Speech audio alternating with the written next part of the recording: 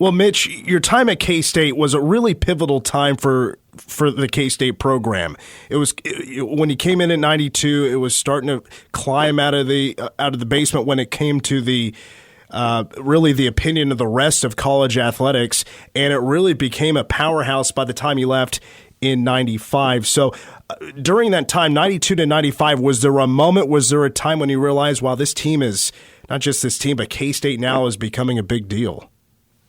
Oh, yeah, absolutely. And, I think, that 93 season, obviously Chad May's first season, but, with the culmination of the Copper Bowl, going to our first bowl game, and, the support that the fans were giving us, the attendance at that game, everything culminated into, just a great season. And, that really, springboarded us into those following years. Speaking with former K-State wide receiver Mitch Running, who played in the early 90s, let's talk about Matt Miller, who unfortunately passed away due to cancer at the age of 49 late Saturday night. When he came in from Texas A&M, he had to sit out that 93 season and finally got to play with the team in 94 and started in 95. But when did you know that he was going to be a big deal and be a great replacement for Chad May? Well, he was a great athlete. We knew that. He played baseball, a very mobile quarterback. But to be honest with you, big shoes to fill. With Chad May leaving and we having great success the previous 2 years. And, we had a good idea that Matt was going to be a quarterback for us that would lead us forward. But you know what? He stepped up. He was a competitor and a warrior. And, he all around just a great athlete, and he did some great things at K-State. To kind of, I told the listeners here before the break that, coming up later in the show, I'm going to talk about how I felt like Matt Miller was a big game changer when it came to the K-State offense. To kind of give a spoiler to that, it was about his running game and how he kind of became that first quarterback that was a running quarterback. How much did he change the offense? Because not only was he a game changer in the offense, but you also had Dana Dimmel, who took over in 95 as the offensive coordinator. But how much did the offense change when he took over? Well, Chad was a pocket passer. Chad, his mobility was not great. Matt gave us the ability to extend plays. He would scramble. I can remember a number of plays where he'd be out of the pocket, making things happen, and then just running, being able to run that ball and make those plays. And it was definitely a different style of quarterback than Chad May, and I think that kind of changed things for quarterbacks to come in that offense.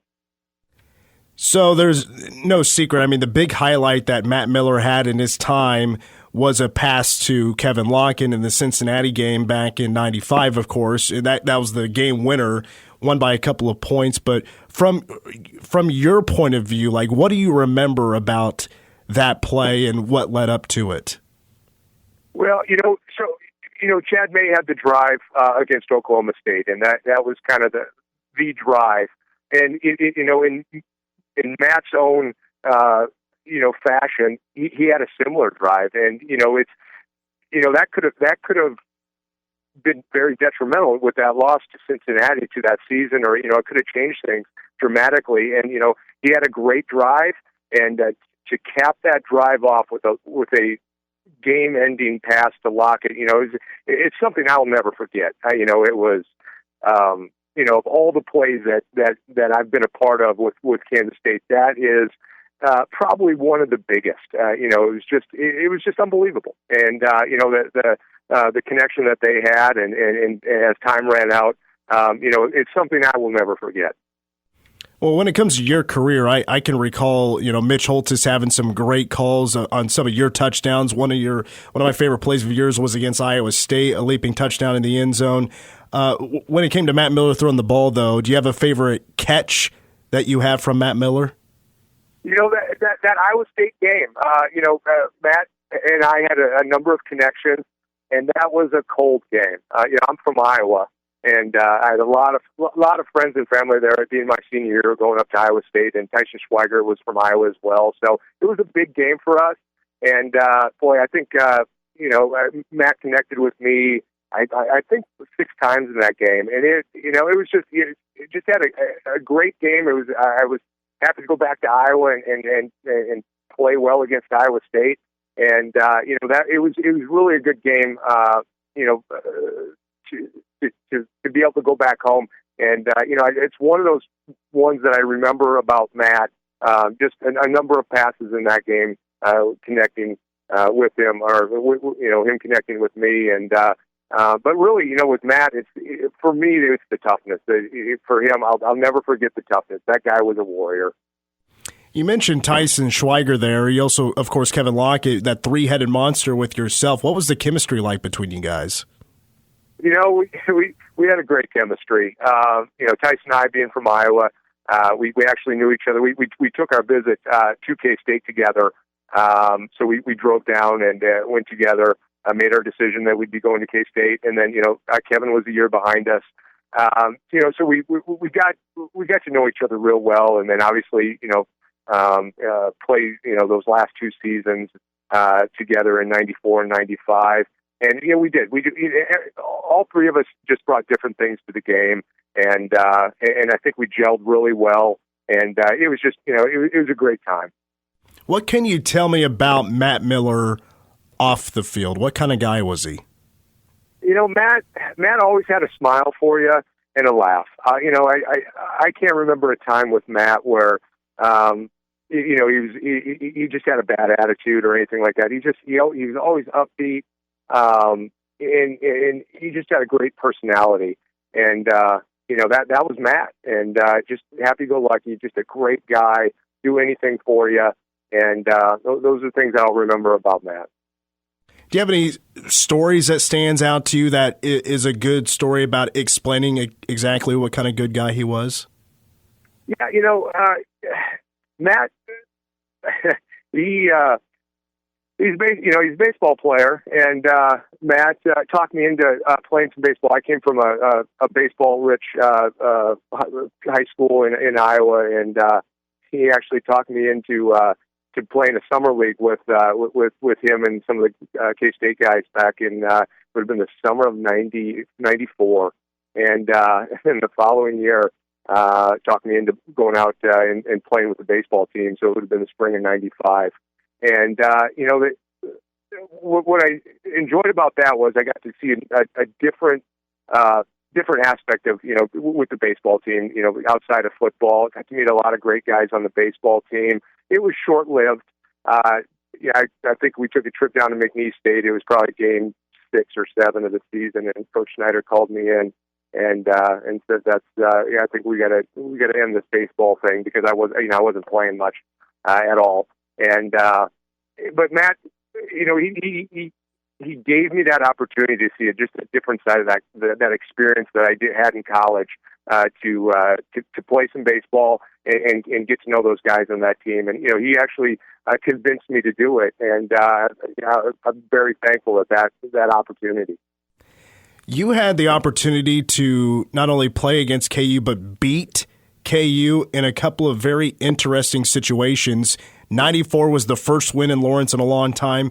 95 was in Manhattan, but that's the only time those two programs had ever met, both being ranked. I'm sure both of those are really fun in your memory, but which one stands out to you as being a bigger win? 95. I think having both teams ranked on the field, and I can't remember what the score was, but it was a large margin. And just Matt playing well, and stats wise I can't remember, but I just remember him having a great game, and really just dominating that game. And I would say in '94 was a great game over in Lawrence as well, but I think '95, with Matt at the helm, definitely sticks out more in my mind. Speaking with former K-State wide receiver Mitch Running, got a couple more for you. There was a couple of questions that came in on Twitter, and I thought were good questions.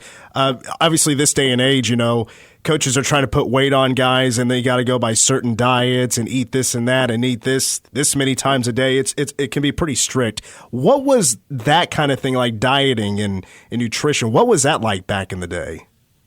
Did not exist. There wasn't much. There wasn't much nutrition spoke of back then. So they gave us at our training table well balanced diet, but I don't think it's anything compared with what guys do today. Was there a lot of going out to eat, going out to Aggieville back in those days? Oh yeah. A lot of pizza, a lot of very unhealthy food. So I think times are definitely different. And then the other question was about name, image, and likeness. Like, obviously, that's a huge deal now in college football, and even for some recruits out there, kind of it's like a highest bidder type of thing, the way things stand. But what would you imagine that would have been like back in those days? I have mixed feelings on that issue. I think, it would have been great to be making money as a young late teens, early 20s. Athlete, but I think I have some concerns about what it's going to do to the game, and I just don't know. I've seen some things since it's so new, and it's very troubling. So I don't know exactly how things are going to go, but I have some concerns about the future of basically college football at this point. Speaking with former K-State wide receiver Mitch Running, before I let you go, I meant to ask this earlier, but just one more on Matt Miller. Just after football, were you able to keep in contact with him? Were you guys typically close throughout the years? Unfortunately, no. I would see Matt when I'd be back to football games, and I was trying to remember. Just this last weekend, probably when's the last time that we'd seen each other, and I think it was way back in 2003. I was a grad assistant with KU, and then Matt was on the staff at K-State when we played. And we may have seen each other at a when I went back to a K-State game. Unfortunately, I'm out in Idaho. I don't get back very much to every other year or so to a K-State game. And unfortunately, that's one of the things I do regret after this last weekend is just not staying in touch with him. Well, I'm right there with you. I had a friend pass away a couple of years ago that I didn't quite keep in touch with as much, so I know what that's like. But Mitch, greatly appreciate your time. Thank you so much for coming on and sharing a few memories about the late Matt Miller, and I wish you the best of luck, and hopefully we can do this again. Okay, yeah. Hey, thanks, Mitch, and I appreciate you having me on to talk about and remember Matt.